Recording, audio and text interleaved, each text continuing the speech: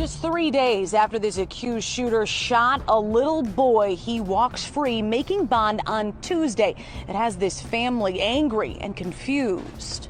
And I'm trying to figure out how he got a bond that was so low for trying to kill my kid. Arnold Daniel trying to figure out why Ryan Lee Wen is out of jail after allegedly shooting his son Kobe. He tried to hit me with a sledgehammer, but that's not gonna work because I'm too fast. So then what did he do? Caught a gun, boom, shot me right here. It's all on video Saturday afternoon on Candlewood Lane. You'll see kids playing, hear a gunshot, then Kobe realizes he's hit.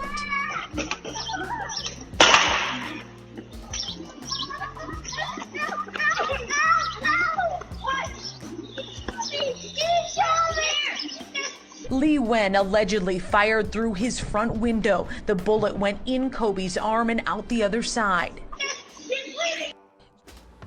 You know what I'm going to say?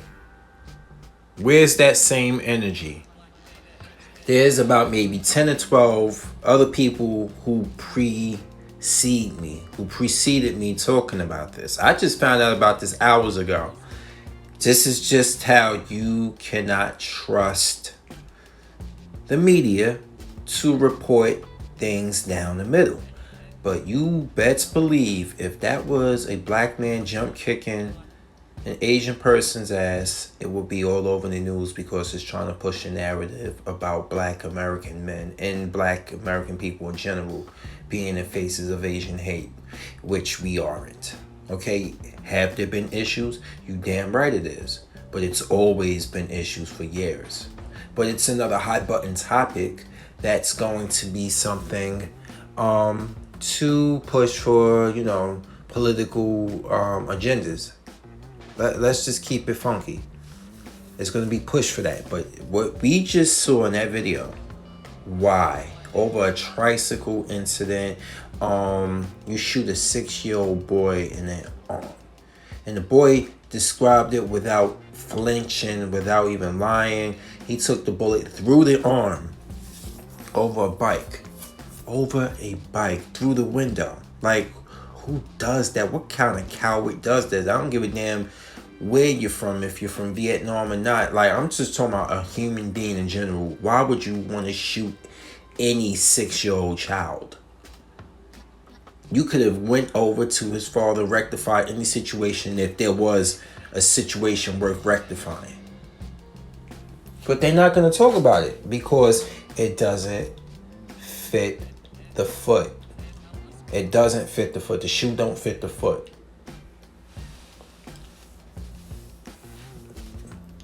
But meanwhile, we got a lot of people arguing amongst one another.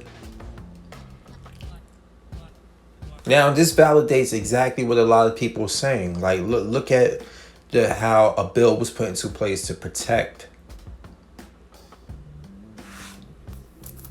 people from Asian hate. See, I don't even want to say it because I know it sounds like I'm being anti. No, I'm not being anti at all. I'm not. I'm just saying keep the same energy. Keep the same energy. Now that the bill has been passed, you best believe you're not going to be hearing a lot about situations like this. You're not. You're not. And it's not a victim Olympics here. We just saying we find it quite biased. But this is the story of black American people. We get shattered on so much, and yet we still fight with each other so much. But this is proof here that your life, even a child's life, ain't worth spit. The ramifications of shooting a black child ain't worth nothing, it seems. That this makes no sense. How is he out on a take K bond? How is that?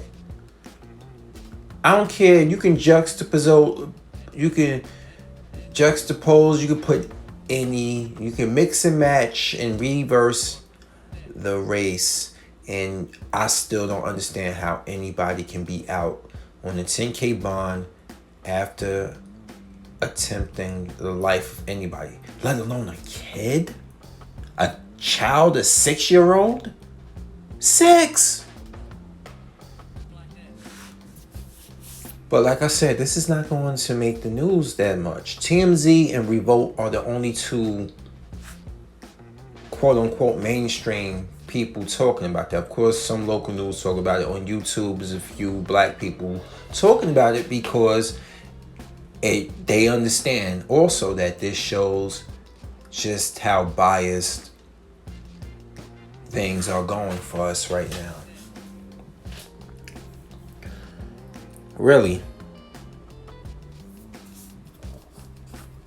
And there's other YouTube content creators that I listen to a lot. Shout out to LA Confidential, aka Kid Organic, about how they're making us black American men and some women the face of this so-called hate movement. Meaning that it's going on everywhere and it's going on at the hands of other people, but they're going to put us front and center because they want to push that narrative. Now, I'm not saying one, blood for blood. No, hell no, I'm not saying that, not in the slightest sense. I'm saying keep that same energy, but they're not going to. And that's my problem I have with it. That's my biggest problem I have with it. This makes no sense. This is a child that could have been killed. If it was about, that was his left arm. So you mean if that would have been about 6 inches to the child, that was his, that was his right arm, I believe. If that would have been like 6 inches over, that could have hit him in the chest. Or in the chest cavity, fatally wounding that kid.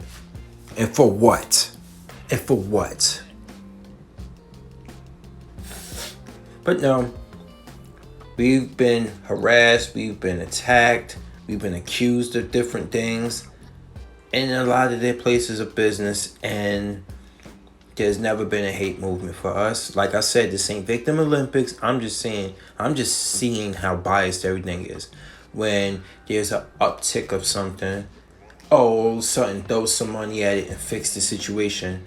But when it's hundreds of years,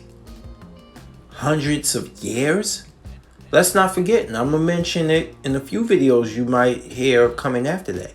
Let's not forget about the Devil's Punch Bowl in Natchez, Mississippi. 20,000 freed black people, black slaves from the South post-Civil War, starved to death and overworked to death. 20,000 on American soil. And I seen a meme where it says, don't try to erase that history and make everything seem alright. Nobody told y'all to act like assholes. Now y'all trying to backtrack it and fix everything and forget about it. Tulsa was just one of many. And that was because we were at a state of self-sufficiency. Now, we shopping in everybody else's business, not supporting one another, and we need more people that got some sense to spread this story. You know why? Because if you let it get to race hustlers, they're gonna run with it. And you know who I'm talking about. He probably already running it right now online. And then a lot of people be like, don't shoot the messenger, or don't worry about the messenger. What about the message? No, fuck people like Tariq Nasheed. I'm sorry. I just don't have no respect for that guy. I don't. Because he doesn't walk it the way he talks. Biracial wife, but he's pro-black. Made fun of a black man's appearance because of his dark skin, which is makes him a colorist, and it makes him a hypocrite. And then you tell him, oh yeah, it's cool if you get the biracial who has a black father, because that means more than likely if she has a close relationship with her black father, she's going to be into black men. Oh yeah, Mr. Pro-Black himself, right? I'm not a pro-black, but don't talk that shit. Don't be them type of person. Don't be that type of person. Be like, well, you can't speak on these matters because you got a white wife. Well, you got a half white wife.